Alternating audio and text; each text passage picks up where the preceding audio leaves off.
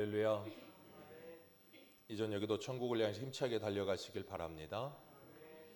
오늘은 우리가 사무엘하 11번째 시간으로 다시 세우시는 하나님이라는 제목으로 같이 말씀을 나누도록 하겠습니다.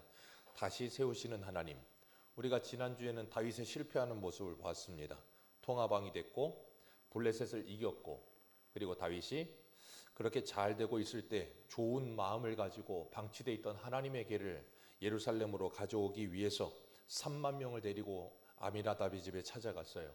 그리고 새 쇠를 준비해서 거기에다가 여호와의 법궤를 싣고 아미나답의 두 아들 우사와 그리고 아요가 이 수레를 보호하고 수많은 오케스트라가 장황하게 오케스트라를 연주하고 있고 3만 명이 사열을 했습니다. 그리고 그곳에 여호와의 수레가 지나가고 있어요. 정말 보기만 해도 굉장히 멋있는 것이라 그랬어요. 장엄하고 멋있고 화려한데 소가 낙원의 타작마당에서 날뛰니까 우사가 그걸 잡았다가 어떻게 됐어요? 그 자리에서 죽사했습니다. 하나님이 시심으로 즉사합니다. 그 모습을 다윗이 보고 어땠다 그랬어요? 노하여. 다윗이 그 모습을 보고 화를 냈어요. 그리고 베레스 우사, 하나님이 우사를 치셨다. 그리고 여호와의 법궤를 가져오지 않고 어디다 뒀어요? 가드 사람 오베데돔의 집에다가 마치 그냥 던져두시지 거기다 갖다 놓고 그냥 예루살렘으로 올라가 버렸습니다. 왜 그런가 하면 괜히 가지고 갔다가 봉변당할까 그런 생각에 여호와의 법궤를 놔두고 그냥 가버렸어요. 그 모습을 보면서 참 다윗의 연약함을 우리가 본다 그랬습니다. 우리도 다윗과 같이 그런 모습이 우리에게도 있다 그랬어요. 그런데 다윗이 버려두고 간 그 여호와의 법궤가 가드 사람 오베데돔에 석 달을 있는데 거기에 하나님께서 뭘 하셨다 그랬어요? 복을 주셨다. 오베데돔의 집에 복을 주셨다. 어떤 복이지는 나오질 않아요. 석 달 만에 눈에 띄게 확 복이 주어지는 게 어떤 건지 모르겠지만 분명히 모든 사람이 볼 때 복 받았다는 게 보이고 그게 소문이 날 만큼 눈에 띄었던 거예요. 그리고 그 소문이 누구의 귀에까지 들려요? 다윗의 귀에까지 들립니다. 그랬더니 다윗이 곧바로 오베데돔에 찾아가서 뭐 합니까? 그 여호와의 궤를 가지고 다시 돌아옵니다. 그런데 돌아오는데 12절을 보면 어떻게 돌아온다 그랬어요? 하나님의 궤를 무엇으로 메고? 기쁨으로 메고. 하나님의 궤를 기쁨으로 메고. 왜요? 하나님께서 오베데돔의 집에 복을 주시는 모습을 보고 이제 그 법궤를 가져와도 되겠다라는 생각이 들었던 거예요. 왜요? 잘못 가지고 왔다가는 화를 당할 수도 있는데 이제는 하나님이 복을 주신다는 생각에 기쁨으로 그걸 메고 오는 거예요. 그게 다윗이에요. 네. 여러분 다윗을 너무 이렇게 보시면서 너무 이렇게 뭐라고 하지 마세요. 우리도 그래요. 우리도 그래요. 여러분 생각해 보세요. 여러분 하나님께 복 받는 게 좋으시겠어요? 하나님께 벌 받는 게 좋으시겠어요? 하나님께 벌은 아니라 치더라도 하나님께 징계를 받는 게 좋겠어요? 복을 받는 게 좋겠어요? 그건 누구나 다 똑같습니다. 하나님의 복을 받고 싶지 징계받는 게 좋을 사람은 아무도 없어요. 그래서 히브리서 12장에 뭐라 그래요? 징계를 받을 때는 그 당시에는 기뻐 보이지 않고 즐거워 보이지 않는다니까요. 그건 누구나 다 마찬가지예요. 근데 다윗이 오베데돔의 집에 하나님께서 복을 내리셨다는 소식을 듣고 그 기쁨으로 그걸 메고 올라와요. 우리 한 군데 보겠습니다. 역대상 15장 한번 보세요. 조금만 뒤로 가셔서 11기상가 지나 역대상 15장입니다. 역대상 15장 2절입니다. 그 궤를 기쁨으로 메고 오는데 어떻게 메고 오는지 보겠습니다. 역대상 15장 2절.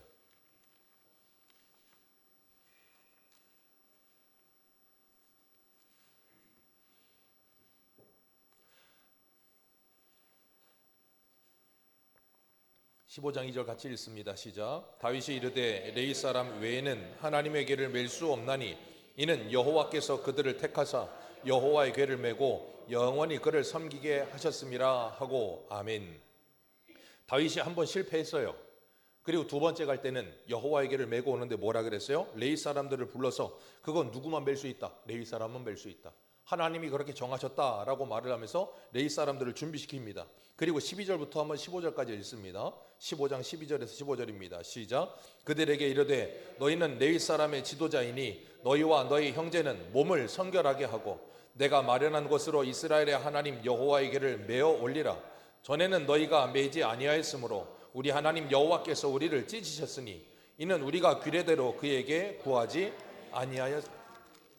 이에 제사장들과 레위 사람들이 이스라엘 하나님의 궤를 메고 올라가려 하여 몸을 성결하게 하고 모세가 여호와의 말씀을 따라 명령한 대로 레위 자손이 채에 여호와의 궤를 깨어 어깨에 매니라. 아멘. 여기 분명히 다윗이 이 모든 걸 무엇대로 하고 있어요? 민수기의 말씀대로, 하나님께서 정하신 그 계명대로, 규례대로 그 모든 일을 절차를 밟고 있어요. 언제 그 일을 하고 있어요? 두 번째 할 때. 한 번 실패했습니다. 우리가 그런 말 있잖아요. 실패는 성공의 어머니다. 네.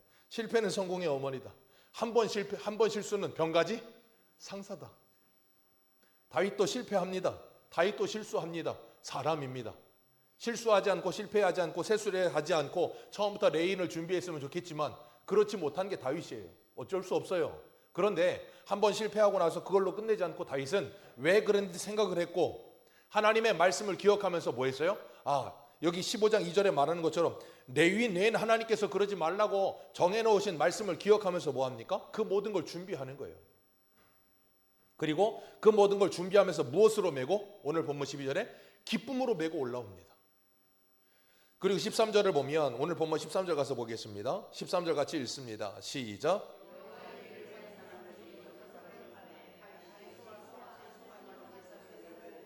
아멘. 여호와의 궤를 맨 사람들이 6걸음을 가매 그랬어요. 6걸음을 가니까 다윗이 소와 살찐 송아지를 잡아서 뭐 했다고요? 제사를 드렸다. 6걸음을 가매. 오베데돔의 집에서 예루살렘까지 한 8km 됩니다. 6걸음 딱 내딛자마자 다윗이 뭐 했다고요? 제사를 드렸다. 이게 두 가지 설이 있어요. 6걸음마다 제사를 드렸다. 그리고 아니다. 6걸음을 떼고 난 후에 하나님께서 그들에게 진노하시지 않는 모습을 보고 하나님께서 다윗에게 복을 주셨다는 걸 다윗이 깨닫고 하나님께 제사를 드렸다. 두 가지 중에 두 번째 설이 가장 각광을 받습니다. 왜냐하면 8km면 6걸음이면 몇 미터 갈까요? 성인 남자 보폭으로 6걸음이면 한 5m? 뭐 좀 넓은 사람은 6m 가겠죠. 그러면 8km면 생각해 보세요. 8,000m잖아요. 8,000m를 6으로 나눠도 1,300번이에요. 뭐 솔로몬이 1,000번제를 드렸으니까 솔로몬은 1,000번 드리지 않았습니다. 1,000번제물을 드린 거지 1,000번 드린 건 아니거든요. 어찌됐든 간에 두 번째 것이 더 타당하다고 생각이 되는데 왜 그런가 하면 역대상 15장 26절을 보면 이렇게 말해요. 하나님이 여호와의 언약궤 맨 레위 사람을 도우셨으므로 무리가 수송아지 7마리와 순양 7마리를 제사로 드렸더라. 수송아지 7마리와 순양 7마리로 제사를 드린 걸 보면 6걸음을 떼고 7걸음 뗄 때에 하나님께서 그들에게 허락하신 것을 깨닫고 다윗이 하나님께 감사함으로 제사를 드렸다는 말이 더 맞는 말이에요. 어찌됐든 하나님께서 다윗이 하나님 앞에 다시 하나님의 궤를 가져오려고 할 때 그것을 허락하시는 모습 속에서 다윗이 그 모습 보면서 얼마나 가슴이 졸였을까요? 왜요? 첫 번째 갔을 때 우사가 죽었잖아요. 두 번째 갈 때 하나님의 뜻대로 메고는 오지만 얼마나 그 마음이 콩닥콩닥 뛰었겠어요. 이거 잘못하다가 또 죽으면 또 실패하면 어떡하지 하는 생각이 얼마나 있었겠어요. 근데 6걸음을 떼고 7걸음 뗄 때 얼마나 감격이 있었겠어요. 그러니까 하나님께 기쁨으로 그것을 메고 오면서 기쁨으로 하나님께 제사를 드렸고 14절은 이렇게 말해요. 14절 같이 읽습니다. 시작. 다윗이 여호와 앞에서 힘을 다하여 춤을 추는데 그때 다윗의 배에 옷을 입었더라. 그 배에서 옷이 흘러내려갈 만큼 기쁨으로 춤을 췄다는 거예요. 얼마나 좋았겠습니까? 뭐 다윗이 가드 사람 오베데돔의 집에 법궤를 들여놨던 거 그리고 복을 받아서 다시 가져왔던 거 충분히 사람이니까. 그런데 다시 가져오면서 그것이 실패하지 않고 다시 그 하나님께서 허락하셨다는 그 감격을 딱 받았을 때 얼마나 감격이 있었겠어요. 그러니까 정신없이 좋아서 춤을 추는 거예요. 그리고 그것을 다윗성으로 가지고 옵니다. 이 여호와의 법궤는 하나님의 임재의 상징이거든요. 그리고 하나님입니다. 임재의 상징인과 동시에 하나님이에요. 성경은 우리들에게 하나님께서 우리에게 임재하시며 우리에게 찾아오시는 모습에 대해서 말씀하고 계시는 거예요. 그것을 다윗이 뭐하고 있다고요? 기뻐하고 즐거워하고 있다고요. 요한복음 1장 1절을 보면 태초에 말씀이 계시니라 이 말씀이 하나님과 함께 하셨으니 이 말씀은 곧 하나님이시라 그렇게 말씀하십니다. 그 말씀이신 하나님이 누구예요? 말씀이 육신이 되어 우리 가운데 오시니 예수 그리스도. 그 주님이 우리와 함께 하신다고요. 오늘도 이 예배 가운데 주님이 우리와 함께 하십니다. 어떻게 해요? 주의 영으로 성령으로 우리와 함께 하시고 또 하나요. 주의 말씀으로 우리와 함께 하십니다. 그렇기 때문에 우리는 이 예배를 찾아올 때마다 뭐 하러 오는 거예요? 주님을 만나러 오는 거예요. 주님을 만나러 오시는 거고 하나님께 예배 드리러 오시는 겁니다. 여러분 그것을 분명히 기억하셔야 돼요. 그걸 잃어버리는 순간 우리는 어떻게 되는가 하면 예배를 드리는 것이 하나님을 만나는 시간이라는 생각조차 하지 않게 되고요. 말씀을 듣는데도 이것이 사람의 말로 들리지 하나님의 말씀으로 들리질 않아요. 근데 성경은 분명히 말씀하고 있어요. 이 말씀은 곧 하나님이시라. 우리에게 분명히 말씀하세요. 그렇기 때문에 우리가 이 예배에 나올 때마다 주님을 만나려는 간절함을 가지고 나오게 되시기를 축복합니다. 우리가 새벽에 아가서 보고 있잖아요. 솔로몬이 와서 이 부인의 집에 문을 두드리고 있는데 결혼을 하고 난 후에 그 부인이 솔로몬이 문을 두드리는데도 문을 열어줘요, 안 열어줘요? 안 열어줍니다. 왜 안 열어줍니까? 밤이 깊었고 잠들었었고 다시 일어나자니 발이 더러워지고 옷을 입지 않아 귀찮고 신랑이 와서 문을 두드리는데도 귀찮다는 거예요. 여러분 그게 정말 그럴 수 있는 일입니까? 예, 그럴 수 있죠. 얼마든지요. 왜요? 우리가 그러고 살고 있잖아요. 우리 신랑이 우리에게 찾아와서 끊임없이 우리의 문을 두드리는데 우리는 귀찮다고 문 열지 않고 실증 난다고 문 열지 않고 다른 곳에 우리의 관심을 빼앗겨서 문 열지 않고 꼭꼭 문 닫아놓고 살지 않습니까? 세상에 대하여 잠근 동산이고 내 신랑에 대하여 열린 동산이어야 되는데 내 신랑에겐 잠근 동산이고 세상에겐 열린 동산 되어 살진 않습니까? 그게 우리의 모습과 같아요. 그런데 뒤늦게 술람 여인이 남편이 그냥 문틈까지 손을 집어넣어서 문을 열러 가니까 뒤늦게 문을 열었는데 남편이 없어요. 그러니까 어떻게 됩니까? 온 성을 찾아다니잖아요. 남편을 찾아. 그러면서 예루살렘의 여인들에게 뭐라 그래요? 내가 내 남편 찾다가 병에 걸렸다. 여러분 우리가 주님을 찾는 그리고 주님을 만나고 싶은 하나님의 은혜를 누리고 싶은 마음이 그렇게 간절해야 될 줄로 믿습니다. 우리가 하나님 앞에 나와서 하나님의 말씀을 듣고 하나님의 은혜를 누리는 삶을 사는 것 이게 당연한 것이 아니에요. 얼마든지 이런 일들을 우리가 잃어버릴 수 있어요. 우리가 그동안 코로나 4년 동안 지나오면서 봤잖아요. 모여서 함께 예배 드릴 수 있다는 것 자체가 얼마나 감사한 일인지를 경험했잖아요. 뭐 4년 동안 예배 자체가 귀찮고 힘들었던 분들은 잘 됐다.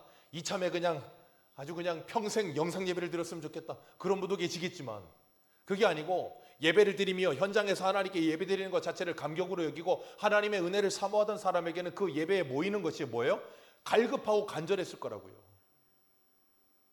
하나님께서 얼마든지 그걸 닫아놓을 수 있다는 걸 말라기의 말씀처럼 이 성전의 문을 닫아놓을 수 있다는 것을 우리는 경험했잖아요. 그렇다고 한다면 우리가 이렇게 모여서 함께 현장에서 예배드릴 수 있다는 게 얼마나 감사한 일인지를 잊지 말아야 되는 거예요. 얼마든지 그 일을 다시 하나님은 하실 수도 있다니까요. 다윗이 이 은혜를 기뻐 뛰며 그리고 15절 같이 한번 보겠습니다. 15절입니다. 시작. 다윗과 온 이스라엘 족속이 즐거이 환호하며 나팔을 불고 다윗만 기뻐하는 것이라 온 이스라엘 족속이 다 뭐하고 있어요? 다 즐거워하고 환호합니다.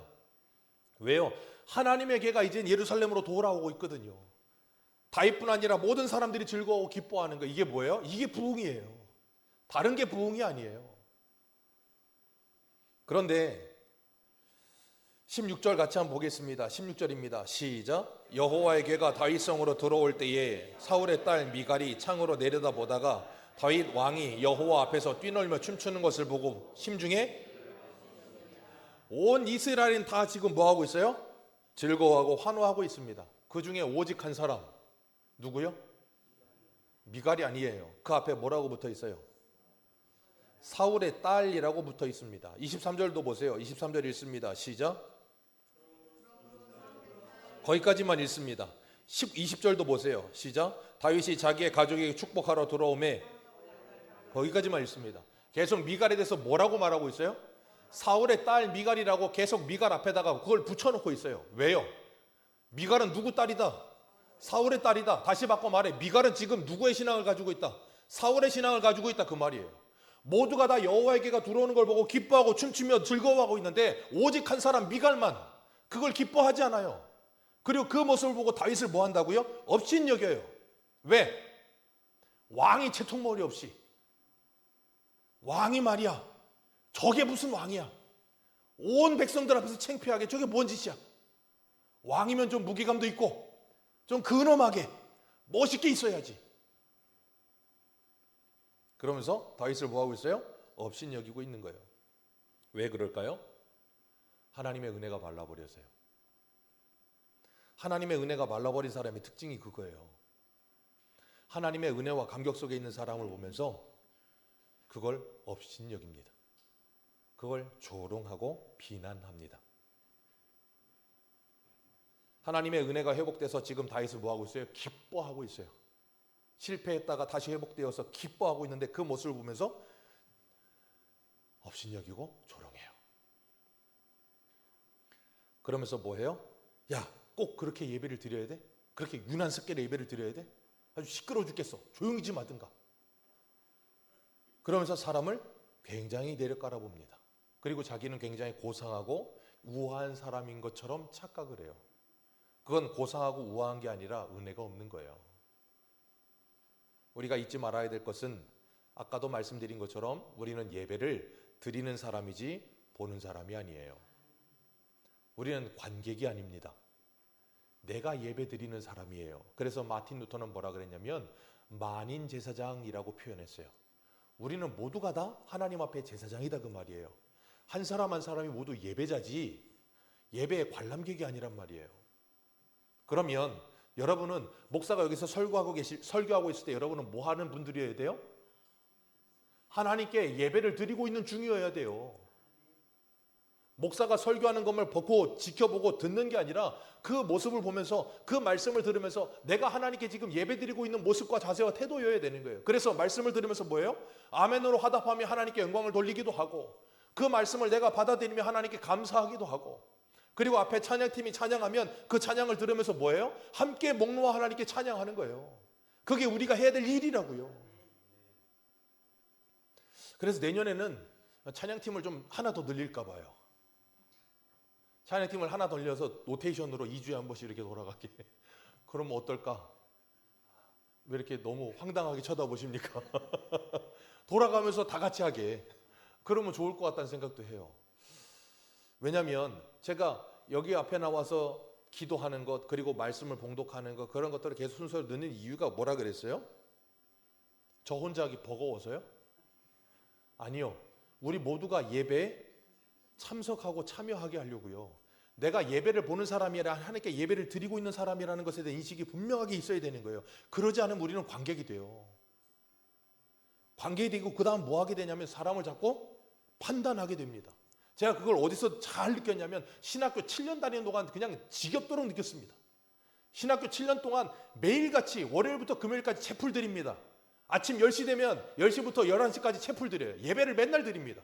그런데 새벽 예배 드리고 나서 10시 되면 또 예배를 드리는데 새벽 예배 때는 아니지만 그 10시 채플 때는 외부 강사가 맨날 옵니다. 매일 바뀌어요 목사님이. 그러면 목사님들이 여기서 설교하면 뭐 한 몇백 명, 한 1000명 되는 그 신학생들이 거기 앉아가지고 그 설교를 들어요. 근데 문제는 뭐냐면 항상 되게 클 것 아니에요. 신학생 크니까. 이쪽 끝에 부분 그리고 이쪽 끝에 부분 저 맨 뒤에 거기에 가면 항상 신학교 4학년이나 신대원 3학년들이 몰려 앉아 있습니다. 거기 몰려 앉아서 뭐 하는 줄 아세요? 목사님들이 설교하면 그 설교를 가지고 신학적으로 뭐가 어떻니 저가 어떻니 그러면서 그걸 가지고 도마에 올려놓고 날마다 그냥 난도질을 해요. 여러분 그러고 있으니 은혜를 받겠습니까? 신학교 3학년, 신학교 4학년, 신대원 3학년이 그런다니까요. 그래서 우스갯소리로 신학교 때 그런 말이 있어요. 1학년 때는 목사로 들어가서 2학년 때는 강도사가 되고 3학년 때는 전도사가 되고 4학년 때는 평신도가 된다. 그런 우스갯소리가 있어요. 참 안타까운 일이죠. 우리가 지금 관객으로 있는가 아니면 내가 하나님께 예배자로 서 있는가를 한번 생각해 보셔야 돼요. 오늘 본문 17절 한번 읽어보겠습니다. 17절입니다. 시작. 여호와의 궤를 메고 들어가서 다윗이 그것을 위하여 친 장막 가운데 그 준비한 자리에 그것을 두매 다윗이 번제와 화목제를 여호와 앞에 드리니라. 아멘. 여기서 다윗은 계속해서 누구 앞에라는 표현을 계속하고 있어요. 여호와 앞에서. 14절에서도 여호와 앞에서, 16절에서도 여호와 앞에서도, 17절에서도 여호와 앞에서, 21절에서도 여호와 앞에서, 계속해서 여호와 앞에서 지금 누가 보이지 않아요. 누구만 보여요? 하나님만 보이는 거예요. 우리 찬송가에도 그런 거 있잖아요. 세상과 나는 간 곳 없고 구속한 주만 보이도다. 예수님이 베드로, 요한, 야고보 데리고 변화산에 올라가셨을 때 변화된 모습으로 모세와 엘리야와 함께, 그 모세와 엘리야가 구약의 율법과 선지자의 대표거든요. 율법과 선지자의 대표 모세와 엘리야와 함께 예수님이 뭐 하셨어요? 예수님이 별세에 대해서 이야기하셨다 그랬잖아요. 십자가에 대해서 이야기하셨어요.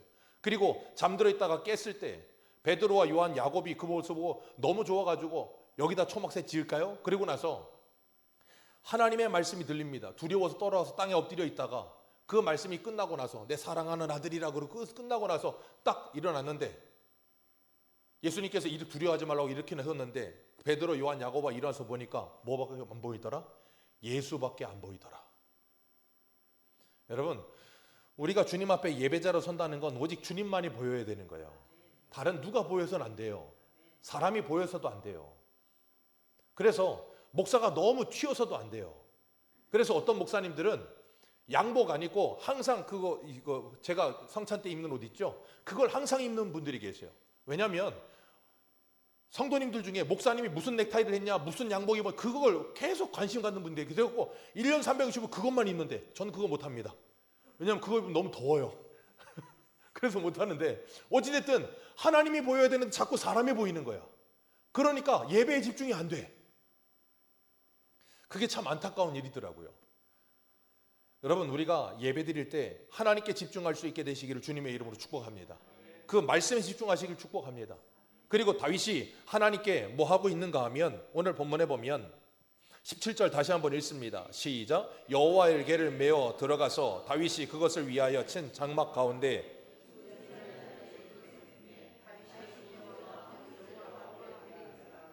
이 번제와 화목제, 번제는 뭐예요? 하나님 앞에 제사를 드리는데 전부 태워드리는 거예요. 화목제는 하나님께 제사를 드리는데 송아지 잡아가지고 드리고 기름과 좋은 것만 태워드리고 나머지는 남겨둡니다. 그리고 뭐 하냐면 그 남은 것을 그 이웃과 주변에 있는 레위인들과 함께 나누면서 화목을 누리는 거예요. 그래서 번제와 화목제는 누구를 예표하느냐면 예수 그리스도를 예표하는 거예요. 예수 그리스도가 십자가에 죽으심으로 우리를 위해 온전히 죽어주시고, 그리고 그리스도로 말미암아 우리가 하나님과 뭐예요? 화목하는 거예요. 하나님과 화목했으면 우리는 이제 뭐 해야 돼요? 하나님과 화목했으니 이웃과 화목해야 되는 거예요. 다윗이 하나님께 번제와 화목제를 드리고 여호와의 이름으로 백성을 축복하고 19절 같이 읽습니다. 시작.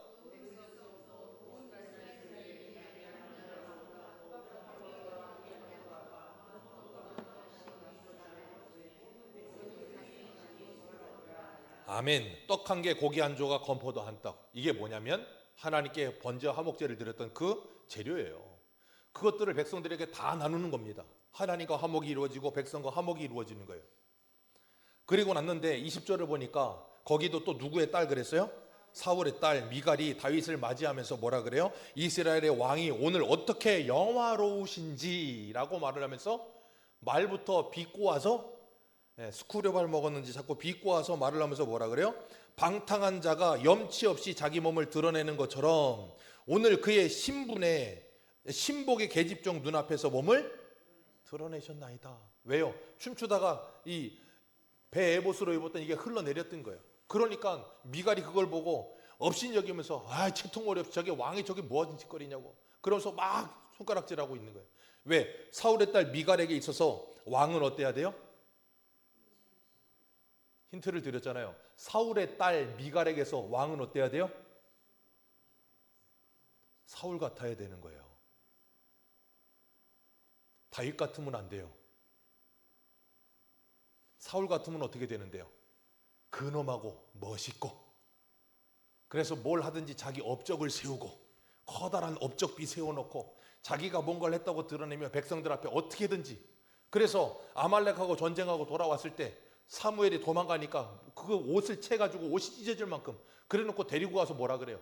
하나님이 나를 버리셔도 상관없는데 백성들한테 가서 나를 좀 높여달라고. 하나님이 나를 버리셔도 상관없는데 백성들 앞에서 나를 높여달라고. 그게 사울이에요. 미갈은 왕이면 적어도 그 정도 채통은 있어야 되고 채신머리는 있어야 된다고 생각하는 거예요. 근데 다윗은 그런 걸 뭐라고 생각해요? 아무 소용없다고 생각하는 거예요. 왜? 하나님 앞에서 그 모든 건 아무 쓸모가 없어요. 하나님 앞에 체면을 차려서 뭐 할 거고, 하나님 앞에서 내가 무슨 뭘 내가 치장한다고 해서 그게 무슨 의미가 있겠습니까?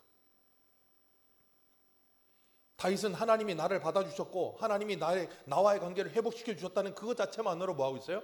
감격과 감사와 기쁨이 넘치고 있는 거예요. 미갈이 다윗에게 요구하는 건 우리 사무엘하 6장 1절 보겠습니다. 사무엘하 6장 1절 같이 읽겠습니다. 시작. 다윗이 이스라엘에서 뽑은 무리 3만 명을 다시 모으고. 미갈이 다윗에게 요구하는 건 이런 모습이에요. 근데 다윗은 한 번 실패하고 나서 알았어요. 아, 이거 아니구나. 그리고 하나님 앞에 감사하며 하나님의 은혜 앞에 뛰놀고 있으면서 뭐라 그러는가 하면 21절에 다윗이 미갈에게 이르되 이는 여호와 앞에서 한 것이라. 내가 하나님 앞에서 한 것이다. 그러면서 이런 팩트 폭행을 날립니다. 22절이 아니고 21절 다시 한번 읽습니다. 시작. 다윗이 미갈에게 이르되 이는 여호와 앞에서 한 것이라.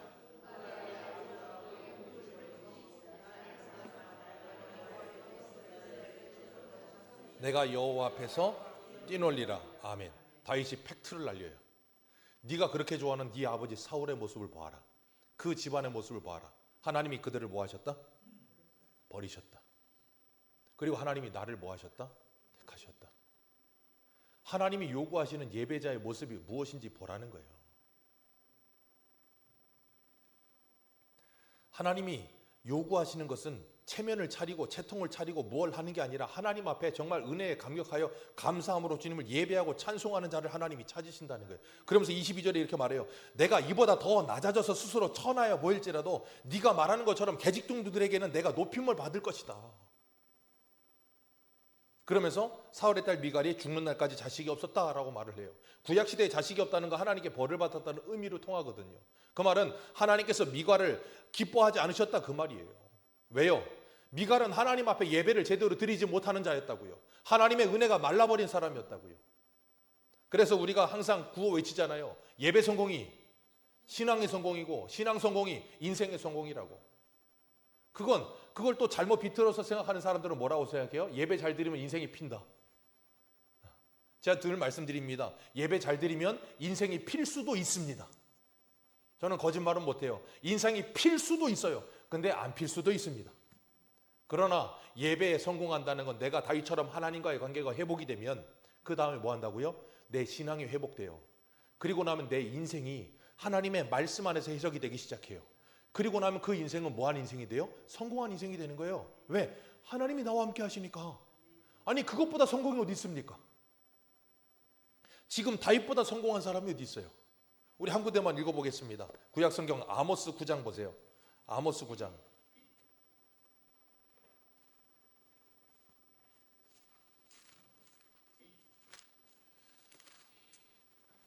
구약성경 1283페이지 아모스 9장 11절입니다. 구약성경 1238페이지 1283페이지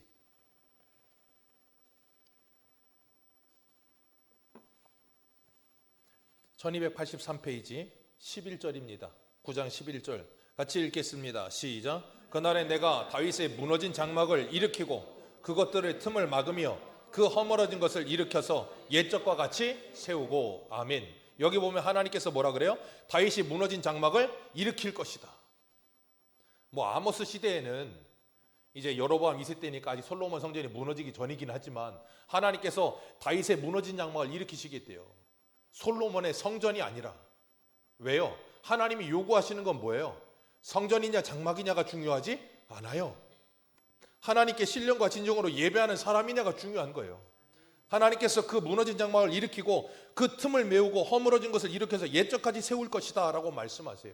그래서 우리 14절 15절 같이 읽습니다. 시작. 내가 내 백성 이스라엘이 사로잡힌 것을 돌이키리니 그들이 황폐한 성읍을 건축하여 거주하며 포도원들을 가꾸고 그 포도주를 마시며 과원들을 만들고 그 열매를 먹으리라. 내가 그들을 그들의 땅에 심으리니 그들이 내가 준 땅에서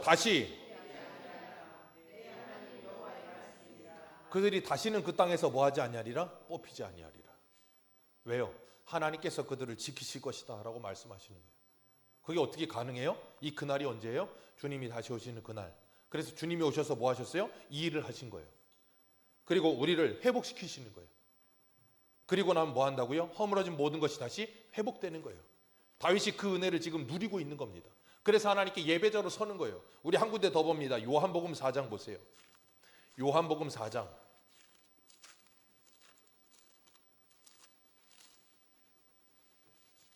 요한복음 4장 23절. 예수님께서 수가성녀인 만나셔서 하셨던 말씀이에요. 요한복음 4장 23절입니다.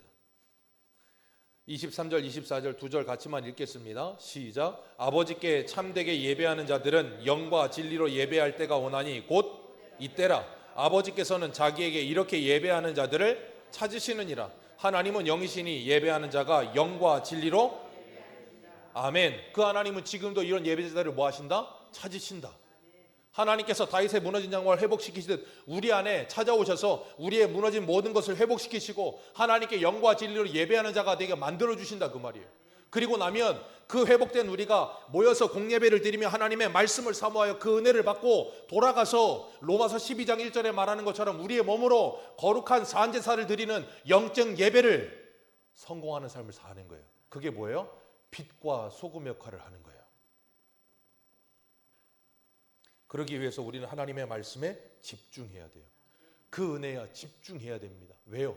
이 예배를 통해 은혜를 받지 않으면 내가 하나님의 사람답게 살아갈 수 없고 누구처럼 살아갈 수밖에 없어요?